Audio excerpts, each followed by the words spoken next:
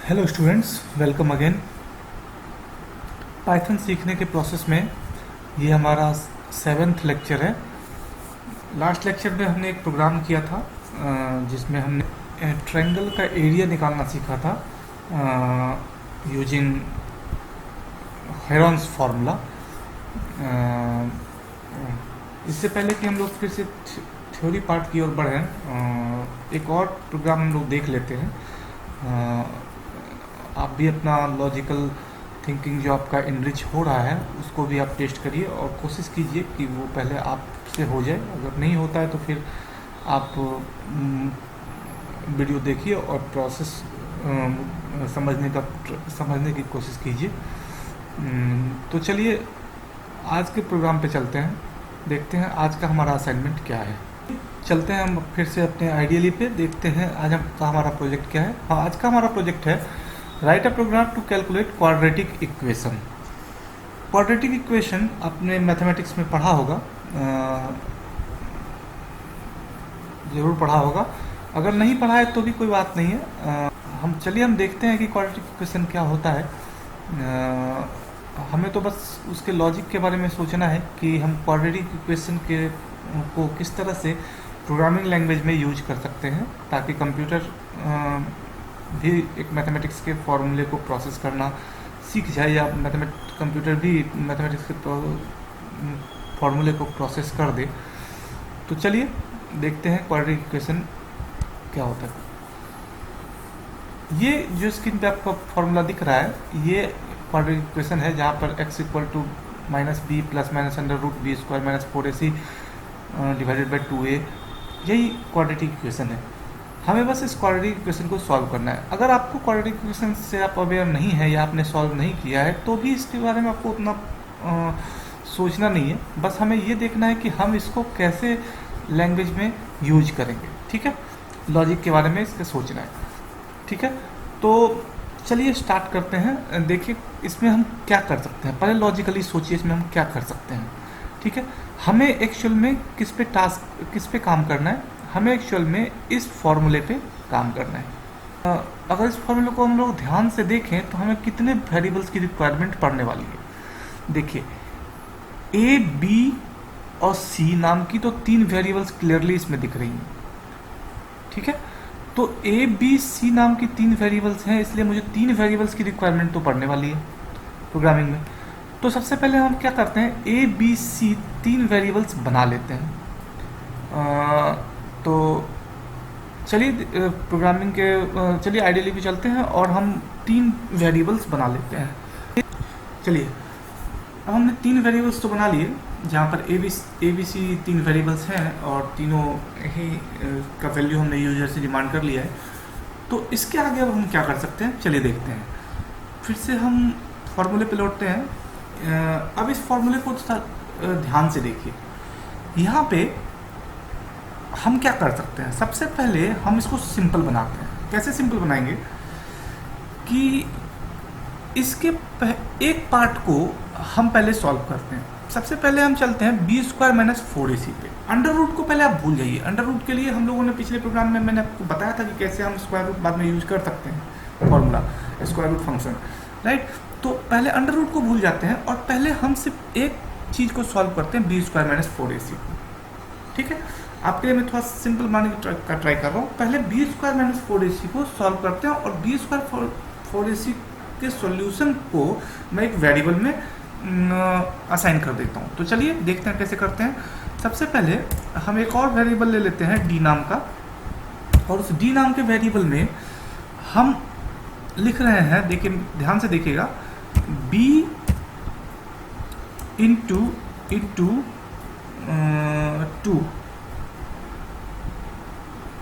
b into 2, मैंने ये लिखा b इंटू 2। इसके साथ मैंने लिखा है माइनस ब्रैकेट के अंदर 4 इंटू a इंटू c। अच्छा, अब इसको जरा ध्यान से समझिए। ये मैंने क्या किया कि under root B square minus 4ac वाला जो पार्ट है उसमें से अंडर रूट को मैंने छोड़ दिया है और मैंने बी स्क्वायर माइनस 4ac को के लिए लॉजिक लिखा। बी स्क्वायर के लिए मैंने लिखा बी इंटू इंटू, अगर क्योंकि बी स्क्वायर है तो मैंने बी इंटू इंटू टू कर दिया, तो इसका मतलब क्या हुआ, इसका मतलब हुआ ये बी स्क्वायर है, ठीक है। बी स्क्वायर, उसके आगे क्या है हमारा माइनस, माइनस है तो मैंने माइनस लगाया, और 4ac मतलब 4 इंटू ए इंटू सी है, तो इसलिए मैंने ब्रैकेट में 4 इंटू ए इंटू सी लिया। अच्छा, इससे होगा क्या, इससे ये होगा कि जो भी वैल्यू इसमें आएगी वो प्रोसेस होने के बाद कौन से वेरिएबल में चली जाएगी, वो डी में चली जाएगी। तो इसका मतलब क्या हुआ, अब आने फर्दर प्रोग्राम में जब हम आगे इसके लिए प्रोग्राम लिखेंगे तो अब हमें बी स्क्वायर माइनस 4ac को डील नहीं करना होगा, उसकी जगह हम बस क्या लिख सकते हैं, डी लिख सकते हैं। तो चलिए, तो हमने क्या किया, प्रॉब्लम को थोड़ा सा सिंपल और कर लिया। अब इस फॉर्मूले को एक्सटेंड करते हैं और इलिब्रेट करते हैं और समझते हैं, ठीक है। तो इस फॉर्मूले में हमारे पास दो पार्ट्स हैं। क्या पार्ट्स हैं, एक रियल पार्ट है, दूसरा इमेजिनरी पार्ट है। अगर आप देखिए तो यहाँ पे प्लस माइनस लगा हुआ है, इसका मतलब क्या हुआ है कि ये फॉर्मूला दो टर्म में प्रोसेस होगा, एक प्लस के टर्म में, दूसरा माइनस के टर्म में। तो मैं ये कर सकता हूँ कि इस पूरे इंटायर फॉर्मूले को हम दो पार्ट में डिवाइड कर दें। कैसे डिवाइड करते हैं, एक पॉजिटिव पार्ट में डिवाइड करते हैं और एक नेगेटिव पार्ट में डिवाइड करते हैं। चलिए देखते हैं वो ये कैसे कर सकते हैं। तो चलिए, इस फॉर्मूले को मैंने दो पार्ट में डिवाइड कर दिया। पहले पार्ट को मैं पॉजिटिव के लिए बना रहा हूँ, दूसरे पार्ट को मैं नेगेटिव के लिए बना रहा हूँ, मतलब माइनस के लिए बना रहा हूँ। तो अब इस फॉर्मूले को ज़रा गौर से देखिए, ये रहा, ठीक है। तो मैंने क्या किया, पूरे इंटायर फॉर्मूले को दो पार्ट में डिवाइड कर दिया, एक रियल पार्ट में, दूसरा इमेजिनरी पार्ट में, ठीक है। और अब हम इसको प्रोसेस करेंगे। कैसे प्रोसेस करेंगे, पहले हम इस वाले पार्ट के लिए, पॉजिटिव वाले पार्ट के लिए या नेगेटिव कोई भी पार्ट के लिए पहले हम लॉजिक बनाते हैं, ठीक है। तो अब इसमें एक चीज़ ध्यान रखना है कि जब हम बी स्क्वायर माइनस 4ac को प्रोसेस कर रहे होंगे तो बी स्क्वायर माइनस 4ac की जगह पर हम क्या यूज करेंगे, हम अब उसके जगह पे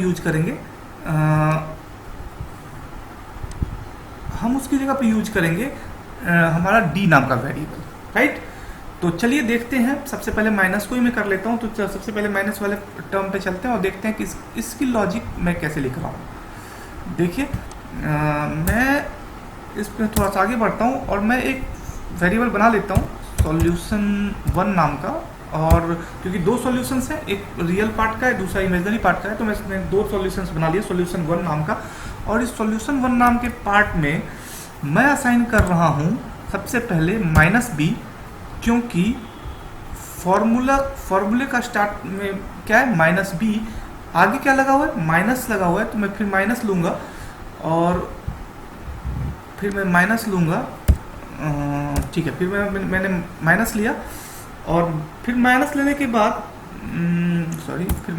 बाद मुझे क्या पास करना है, मुझे पास करना है इसके आंसर में B square minus 4ac, right. तो अब बी स्क्वायर माइनस 4ac को कौन रिप्रेजेंट कर रहा है, वो तो बी स्क्वायर माइनस 4ac की वैल्यू कहाँ मैंने स्टोर करके रखी हुई है, मैंने स्टोर करके रखी हुई है डी में। तो इसलिए मैं यहाँ पे क्या करूँगा, यूज करूँगा डी को, ठीक है। तो मैं यहाँ पे यूज कर रहा हूँ डी को, ओके। अच्छा, अब स्क्वायर रूट को यूज करने का क्या कॉन्सेप्ट मैंने बताया था। स्क्वायर रूट यूज करने के लिए हम क्या ले सकते हैं, इंपोर्ट कर सकते हैं सी मैथ नाम का मॉड्यूल, जिसके बारे में मैं लास्ट लेक्चर में डिस्कस कर लिया है। जिन्होंने लास्ट लेक्चर नहीं देखा है वो प्लीज़ इससे पहले वाला पार्ट देख लें। सी मैथ एक मॉड्यूल है, मैंने बताया था कि मॉड्यूल एक्चुअली मैंने बोला था कि अभी फ़िलहाल के लिए बस इतना समझ लीजिए कि मॉड्यूल्स छोटे छोटे फोल्डर्स होते हैं कंटेनर की तरह, जिसमें कि कुछ प्री डिफाइंड फंक्शंस को रखा जाता है। तो सी मैथ नाम का एक कंटेनर है हमारे इंटरप्रेटर के अंदर में, जिसमें मैथ से रिलेटेड फंक्शंस रखे हुए हैं। अब उस सी मैथ नाम के मॉड्यूल से मैं एक फंक्शन यूज करने जा रहा हूँ जो है स्क्वायर रूट नाम का फंक्शन। तो उसको मैं कैसे यूज करूँगा, तो अब मैं आऊँगा फिर से अपने solution1 वाले पार्ट पे, और solution1 वाले पार्ट पे मैं क्या करूँगा, मैंने बताया था कि किस तरह से हम इसको यूज करते हैं। हम इसके आगे लिख सकते हैं क्या यूज करना है हमको, स्क्वायर रूट। तो हम लिख रहे हैं SQRT, स्क्वायर रूट हमारा फंक्शन है, राइट। स्क्वायर रूट हमारा फंक्शन है, और जो किसी फंक्शन को किसी मॉड्यूल से यूज करने के लिए हमें क्या लगाना पड़ता है, हमें उस मॉड्यूल के नाम के साथ डॉट लगाना पड़ता है। तो मैं लगा रहा हूँ CMath dot square root and D, ठीक है। अच्छा, अब ये D किसको रिप्रेजेंट कर रहा है, ये D रिप्रेजेंट कर रहा है B स्क्वायर माइनस 4AC को, ठीक है। तो B स्क्वायर माइनस 4AC, तो 4AC तक तो मैंने बना दिया, मतलब मैंने इस अभी तक क्या कर दिया है, मैंने लिख दिया है minus B square minus 4AC, यहाँ तक तो मैंने कर दिया, राइट। लेकिन अब मुझे क्या करना है, अब मुझे इसको 2 से 2A से डिवाइड करना है। तो होल को 2A से डिवाइड करना है, इसलिए मैं इसको डिवाइड कर देता हूँ 2A से। तो 2A मतलब क्या हुआ, 2 इंटू A, तो 2, और मैंने लिखा 2 इंटू A और इसको पास कर दिया। तो ये हमारा पहला पार्ट तो कंप्लीट हो गया, ठीक है। हमने पहला पार्ट तो कंप्लीट कर दिया। अच्छा, अब इसी को हम सेकंड पार्ट सॉल्व करना है। तो सेकंड पार्ट क्या है हमारा, फॉर्मूले पे चलते हैं। सेकंड पार्ट हमारा क्या है, सेकंड पार्ट रियल पार्ट है, जिसमें कि हम पॉजिटिव, सिर्फ हमें क्या करना पड़ेगा, सारा का सारा लॉजिक मेरा सेम रह जाएगा, बस हमें माइनस की जगह पे माइनस जहाँ पे मैंने लिया है वहाँ पे -B प्लस हमें यूज कर लेना है। बाकी चीज़ें तो सेम ही रह जाएंगी, क्योंकि वही सेम फॉर्मूला है, बस हमने 2 टर्म में इसको सॉल्व किया है, रियल एंड इमेजिनरी के टर्म में। तो चलिए इस फॉर्मूले को मैं कॉपी करता हूँ, इस लॉजिक को मैं कॉपी करता हूँ, इस कोड को, और इस कोड में मैं सिर्फ चेंज कर दे रहा हूँ, मैं सिर्फ B माइनस की जगह पे B प्लस कर दे रहा हूँ। तो हमने ऑलमोस्ट हम प्रोग्राम कर चुके, और अब बारी है सॉल्यूशंस आउटपुट देखने की। तो हम प्रिंट स्टेटमेंट लेते हैं। प्रिंट स्टेटमेंट के अंदर मैं पास कर रहा हूँ द सॉल्यूशंस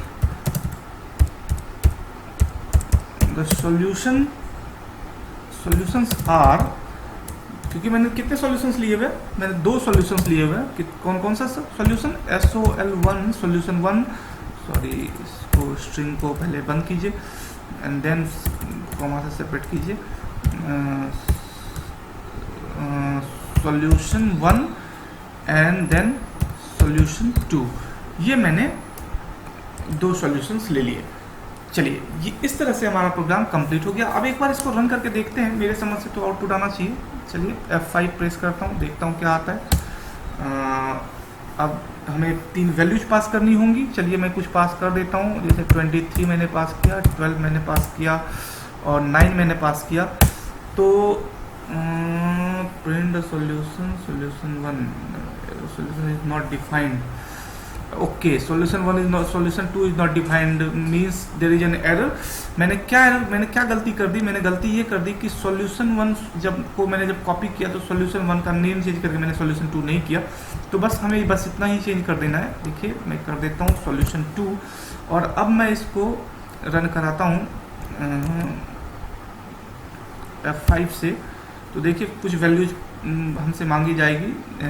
मैंने फिर से पास किया 23, 12 एंड 9। अब मेरे समझ से तो अब आउटपुट आ जाना चाहिए। ये देखिए, ये आउटपुट रहा। ये हमारा पहला पार्ट है, पहला सॉल्यूशन पार्ट है, ये हमारा दूसरा सॉल्यूशन है। तो इस तरह से हमने प्रॉब्लम को सॉल्व कर दिया। हमने क्वाड्रेटिक इक्वेशन को कंप्यूटर में लॉजिकली सेट कर दिया प्रोग्राम के थ्रू।